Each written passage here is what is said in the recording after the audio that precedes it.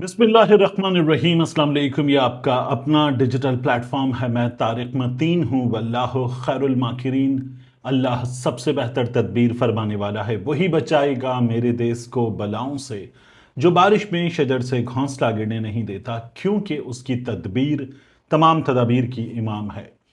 मियां नवाज शरीफ के साथ पाकिस्तान टेलीविजन में क्या हुआ, बहुत अहम मामला है, दिलचस्प भी है, अनफॉर्चुनेटली दिलचस्प है, लेकिन दिलचस्प है, इसकी बात करेंगे इस वीडियो में आखिर तक साथ रहिएगा। रिक्वेस्ट आपसे, तारिक मतीन 2.0 को सब्सक्राइब कीजिए और साथ ही यहां इस चैनल पर जहां आप देख रहे हैं यहां पर भी सब्सक्राइब कीजिए, लाइक कीजिए, कमेंट कीजिए। बेल आइकॉन पे जब आप टैप करेंगे तो ऑल पे टैप कीजिए, उससे सारी नोटिफिकेशंस आप तक पहुंचते हैं। हमें रीच बढ़ानी है, इससे आप रीच बढ़ाने में हमारी मदद करते हैं। This is really really needed to us. तो ये ज़रूर कीजिए। कोई चीज़ लाइक नहीं करते तो ज़रूर कमेंट करके बताइए। मियां नवाज शरीफ के साथ क्या हुआ उस पर मैं थोड़ा आगे जाकर आऊँगा। मीर अली रज़ा केस में एक बहुत अहम इंकशाफ है, वो भी आपके सामने रखेंगे। लेकिन पहले सुहेल आफरीदी जो सहाफ़ियों से मुलाकात कर रहे हैं खैबर पख्तूनख्वा में, जो खैबर पख्तूनख्वा हाउस है इस्लामाबाद में, वहाँ पर, तो उससे क्या खबरें निकल कर आ रही हैं उनकी बात करेंगे। और पाकिस्तान तहरीक इंसाफ ने ये 27 सितंबर का लॉन्ग मार्च शुरू करने से पहले ही कामयाबी हासिल कर ली है, ये मैं आपको अभी से बता सकता हूं। बड़ी आसान बात है। इन तमाम चीज़ों को आपके सामने रखते हैं। देखिए, सुहेल आफरीदी साहब ये कह रहे हैं कि इसमें तमाम पार्टी क़यादत से मुशावरत हुई और फिर 27 की तारीख दी गई। तहरीक तहफ़्फ़ुज़ आईन पाकिस्तान वो भी एहतजाज में शामिल होगी। हुकूमत और कुर्सी अगर चली जाए इस एहतजाज में तो भी ये कॉज है, इस कॉज से पीछे नहीं हटेंगे। अलीमा खान साहिबा ने जो स्ट्रीट मूवमेंट की उससे हमें बड़ा फ़ायदा हुआ है और 27 सितंबर को भी इससे हमें फ़ायदा होगा। यह एहतजाज पिछले एहतजाज से मुख्तलिफ होगा। ये प्लान हम एहतजाज से 7 दिन पहले बताएंगे कि हमारा प्लान क्या है। 20 तारीख को बताएंगे, 21 तारीख को बताएंगे। फिर उनका ये कहना है, बड़ा दावा है, कि इस दफ़ा 2 मिलियन से ज़्यादा लोग पेशावर से निकलेंगे। यानी पूरे मुल्क से जो लोग आएंगे, मंजिल पर पहुंचकर जो लोग होंगे वो तो फिर 2.5 मिलियन हो सकते हैं, 3 मिलियन हो सकते हैं, ऐसे ही होगा ना। फिर तो 2 मिलियन से ज़्यादा लोग निकलेंगे। अगर कोई सियासी जमात हमारे साथ आना चाहे तो उसे हम वेलकम करेंगे। 1 हफ्ते के अंदर अंदर तमाम वर्कर्स, पार्टी रहनुमा सब एक पेज पर होंगे। इमरान खान की रिहाई हमारा पहला मुतालबा है।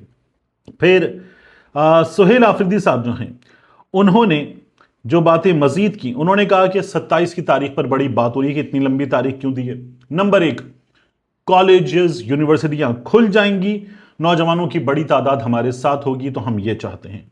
नंबर 2, अदालतों की छुट्टियां खत्म हो जाएंगी, वकला हमारे साथ बहुत बड़ी तादाद में होंगे, हम ये चाहते हैं।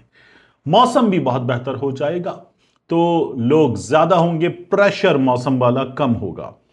फिर चौथा, लाहौर, कराची, पंजाब, बलूचिस्तान, हर जगह जाएंगे। सिंध में जाएंगे, पंजाब में जाएंगे, खैबर पख्तूनख्वा में तो हैं, बलूचिस्तान भी जाएंगे।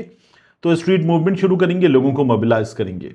ये सुहेल आफरीदी ने बताया कि अब तक 4 लाख लोग रजिस्टर हो चुके हैं और ज़्यादा तादाद पंजाब से है। 93% अफराद रजिस्टर हुए। 40 साल तक उनकी उम्र है। ऐसे अफराद जो रजिस्टर हुए उनमें 93% की उम्र 40 साल तक है। और सुहेल आफरीदी साहब ने जो मजीद बातें की, खासतौर पे धमकी वाली बात, देखिए मैं इसी धमकी वाली बात को कह रहा हूं, ये पाकिस्तान तहरीक इंसाफ की कामयाबी है।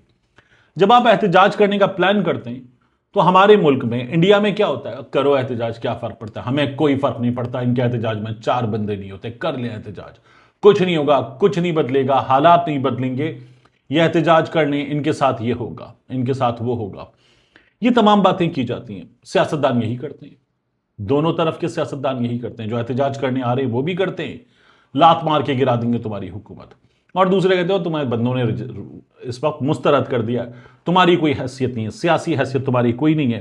तो ये तमाम चीज़ें हमारे यहाँ होती हैं, यही तमाम चीज़ें इस एहतजाज में भी हो सकती हैं। तो अब याद रखिए कि एस्टैब्लिशमेंट की तरफ से ये सुहेल आफरीदी साहब के मुंह से निकल गया, उनके मुंह से निकला, धमकी आई है, ये उन्होंने बता दिया। वो ये कहते हैं कि मुझे धमकी दी गई कि अगर लॉन्ग मार्च करोगे तो 5 दिनों में तुझे नाअहल कर देंगे, 5 दिनों में फारिग कर दिए जाओगे। سہیل آفریدی صاحب سے ذیشان عزیز صاحب نے، اردو پوائنٹ والے ذیشان عزیز صاحب، انہوں نے پوچھا اقرار الحسن کے پکے دوست کہ یہ دھمکی آپ کو کس نے دی؟ تو سہیل آفریدی صاحب نے کہا یہ دھمکی جو ہے وہ سیکٹر کمانڈر نے دی۔ اب جب ان سے پوچھا گیا سیکٹر کمانڈر کون سا، یعنی یہ شعبہ نشر و اشاعت والا تھا یا حساس ادارے والا تھا، جب یہ پوچھا گیا تو سہیل آفریدی صاحب نے کہا کہ نہیں یہ والا نہیں تھا، وہ والا تھا۔ ذرا سا اس جملے کو سہیل آفریدی صاحب نے سنبھالا تو اس لیے صاف طور پر یہ کہ سہیل آفریدی صاحب کے منہ سے نکلا، لیکن جو طاقتور حلقے ہیں وہ اگر ابھی سے کہہ رہے ہیں کہ مت کرنا، تو یہ احتجاج ان کو فرق ڈالتا ہے، اس احتجاج سے ان کو فرق پڑتا ہے۔ اور یہ اگر آپ نے اعلان کر دیا اور ابھی سے آپ کو دھمکی مل گئی ہے تو اس کا مطلب یہ ہے کہ وہاں آپ کے احتجاج کا امپیکٹ پہلا جا چکا ہے، یہ پہلی کامیابی ہے۔ تو یہ پاکستان تحریک انصاف کے لیے ایک بڑی کامیابی ہے، اور وہ جن کو امپیکٹ کرنا چاہتے ہیں انہی کو امپیکٹ کر رہا ہے ان کا احتجاج، یہ ہمیں ابھی سے پتا چل گیا ہے۔ سہیل آفریدی صاحب سے یہ بھی پوچھا گیا کہ اگر آپ نااہل ہوں گے، گرفتار ہوں گے تو پھر کیا ہوگا؟ انہوں نے کہا یہ بھی پلان تیار ہے، قیادت اگلے بندے کو، اس سے اگلے بندے کو، اس سے اگلے بندے کو منتقل ہو جائے گی، جھنڈا اگلے ہاتھ میں ہوگا۔ اس سلسلے میں بھی ہماری تیاری موجود ہے، صاف طور پر انہوں نے یہ بتا دیا۔ پھر انہوں نے یہ بھی بتا دیا کہ علی مین گنڈاپور جو ہیں وہ ہمارے ساتھ ہوں گے۔ پوچھا کہ اختلافات ہیں، انہوں نے کہا نہیں، علی مین گنڈاپور کنٹینر پر ساتھ ہوں گے، سب کو ساتھ لے کر آئیں گے۔ تو یہ سہیل آفریدی نے بتا دیا۔ اور یہ بھی ہوا کہ سہیل آفریدی صاحب سے پوچھا گیا کہ آپ کے صوبے میں آپ اگر اس وقت یہ احتجاج کرنے جا رہے ہیں تو یاد رکھیے گا کہ وہاں سے 2 بار احتجاج کے لیے لوگ آ چکے ہیں، دونوں بار عمران خان کی رہائی مقصد، تو وہ مقصد پورا نہیں ہوا، تو اب کی بار مقصد پورا نہیں ہوگا تو کیا آپ استعفیٰ دے دیں گے؟ انہوں نے کہا پورا ہوگا مقصد، ہم کامیاب ہوں گے، ہم لمبی پلان کے ساتھ آ رہے ہیں، ہم دنوں بیٹھنا پڑے گا، ہفتوں بیٹھنا پڑے گا، مہینوں بیٹھنا پڑے گا تو بیٹھیں گے۔ اس سے ایک اور چیز پتا چلتی ہے کہ ان کے پلان میں دھرنا شامل ہے۔ اب وہ دھرنا کہاں ہوگا ابھی پاکستان تحریک انصاف نے اپنا پلان نہیں دیا ہے، لیکن ایک اور شخصیت کی جانب سے بھی کچھ پیغام رسانی ہوئی، یا اس کو میں دھمکی کہوں یا نہیں ابھی، کیونکہ اس کی ٹون واضح نہیں ہے، لیکن یہ بتایا گیا کہ مت آئیے گا، اچھا آئیں گے تو ڈیٹ لمبی دیجئے، دیکھتے ہیں کیا کرتے ہیں۔ اور یہ بھی ہوا، یعنی یہ کچھ سہیل آفریدی صاحب سے اختلاف رکھنے والے جو لوگ ہیں وہ اندر کی خبر دینے کا دعویٰ کر رہے ہیں، اور میں چونکہ اسلام آباد سے ہو کر آیا ہوں آپ کے سامنے، تو میں اس وقت وہاں موجود نہیں تھا، وگرنہ میں بھی کچھ چیزیں پوچھتا تو آپ کو وہ اکاؤنٹ بھی بتاتا میں۔ تو یہ بھی بتایا گیا کہ ٹھیک ہے، آپ اپنی تیاری بھی کر لیجئے، دیکھ لیجئے، آپ لوگ اسلام آباد، ڈی چوک، پارلیمنٹ کے سامنے، ریڈ زون، یہ آپ کی منزل نہیں ہو سکتے، یہ بھی ذہن میں رکھیے گا۔ تو اگر مہینوں بیٹھنا ہے پاکستان تحریک انصاف کو، تو ممکنہ طور پر پاکستان تحریک انصاف والے میوچلی ایگریڈ اپون، ہو سکتا ہے کہیں پیچھے در پردہ کوئی چیز طے ہو، یا پھر پاکستان تحریک انصاف نے خود طے کر لی ہو کچھ وجوہات کی بنا پر۔ پہلے گولی چلی ہے، سیدھی بات ہے، محمود خان اچکزئی صاحب گولی چل جانے کی وجہ سے ابھی تک بہت زیادہ ریسٹرینٹ شو کر رہے تھے، تو اب بھی گولی چل جانا یہ ایک بہت بڑا فیکٹر ہے سامنے۔ تو پاکستان تحریک انصاف والوں نے آپس میں بھی ممکن ہے کوئی جگہ طے کر لی ہے جو ممکنہ طور پر بالکل ہاٹسٹ سپاٹ نہیں ہوگی۔ یہ یوں سمجھ لیجئے کہ میرا اندازہ بھی ہے، میری خبر بھی ہے، دونوں ہیں۔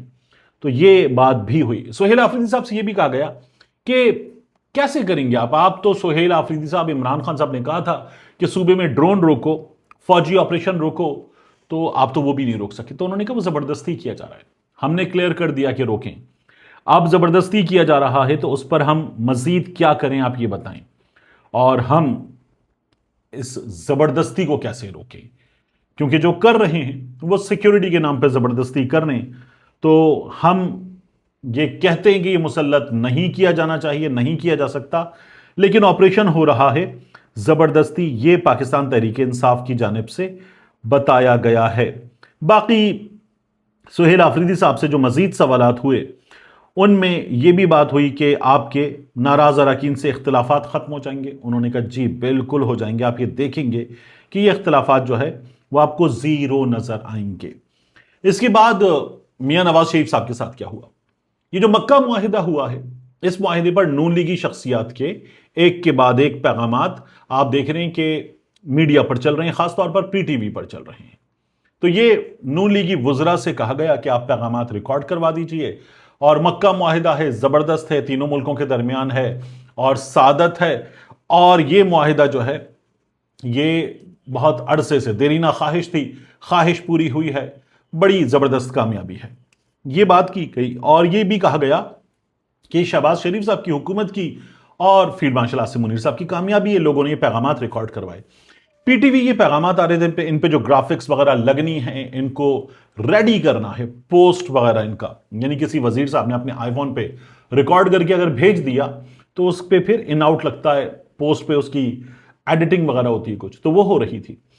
تو ایک عدد منسٹر صاحب جو ہیں اور درمیانے درجے کے امپورٹنٹ منسٹر، ان کے بارے میں یہ پتا چلا پی ٹی وی کے اندر سے کہ انہوں نے پیغام ریکارڈ کروایا. جیسے میں دیکھ رہا تھا، میں نے اتفاقاً دو دیکھے سوشل میڈیا پر، کسی نے شیئر کیے ہوتے، کھیلداس کوہستانی صاحب کا اور وہ جو بیرسٹر دانیال چودھری صاحب ہیں ان کا، کہ فیلڈ مارشل صاحب کی زبردست کامیابی، شہباز شریف صاحب کی زبردست کامیابی ہے. تو ایک منسٹر صاحب کے بارے میں بتایا جا رہا ہے کہ پی ٹی وی میں یہ ڈسکس ہوا کہیں کہ سر وہ ان کا پیغام آیا ہے اور انہوں نے پیغام میں میاں نواز شریف صاحب کی، میاں شہباز شریف صاحب کی فیلڈ مارشل کی زبردست کامیابی ہے، یہ پیغام دیا ہے.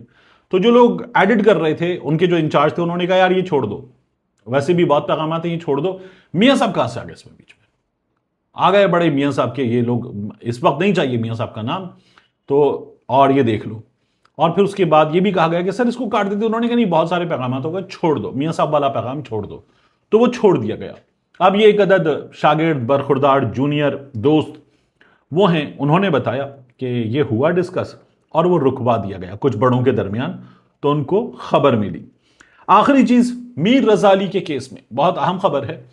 اب ضیاء النجار صاحب نے اعلان کر دیا، وزیر داخلہ سندھ نے، کہ جوڈیشل انکوائری ہوگی، انصاف دیں گے. ہم فیملی کو یقین دلاتے ہیں کہ ہم انصاف دینا چاہتے ہیں، آپ کو، آپ کے ساتھ کھڑے ہیں، آپ کے دکھ میں برابر کے شریک ہیں. ضیاء النجار صاحب نے ایک اور بات کی ہے کہ پولیس نے اتنے بڑے واقعے کے ہو جانے کے بعد کرائم سین تک محفوظ نہیں کیا ہے.